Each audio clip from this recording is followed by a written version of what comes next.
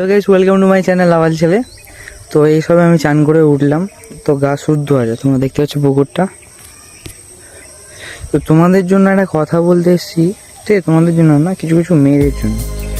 তো বিষয়টা হচ্ছে, কিছু কিছু মেয়ে আছে যে বলে ভালোবাসার পর তার শখ পূরণ হয়ে যাওয়ার পর সেই ছেলেটাকে বলে যে তুমি কেমন পাল্টে গেছো, তুমি কেমন বদলে গেছো, ওই জন্য রিজন দেখিয়ে ছেড়ে চলে গেছে।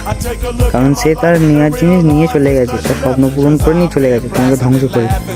তো আমি একটা সেই মেয়েদেরকে কথা বলার জন্য বা বোঝানোর জন্য একটা উদাহরণ দিচ্ছি, শুনতে থাকো, ঠিক আছে? আমি হাতটা ইয়ে করি। তো একটা মা একটা ছেলেকে যখন জন্ম দেয়, তো সে তো মহিলাই নাকি, সেহেতু তার ছেলেকে যখন জন্ম দেয় ছোটোবেলা থেকে বড় করছে, তখন কি তাকে বদলাতে দেখেনি বা পাল্টাতে দেখেনি? ছোটোবেলায় যা ছিল বড়োবেলায় সেই থাকবে, পাল্টাতে দেখেছে? তখন তাকে মা পালন করছে, লালন করছে, যে ছেলে হিসেবে তাকে ভালোবাসছে।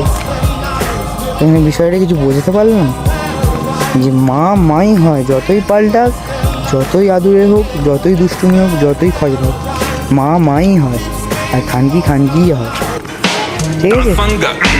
এইটুকু বলতে চাইলাম যে মাগিবাজিতে যাও না, প্রেম ভালোবাসা করো না, মাকে ভালোবাসো, সব পাবে লাইফে। টাটা।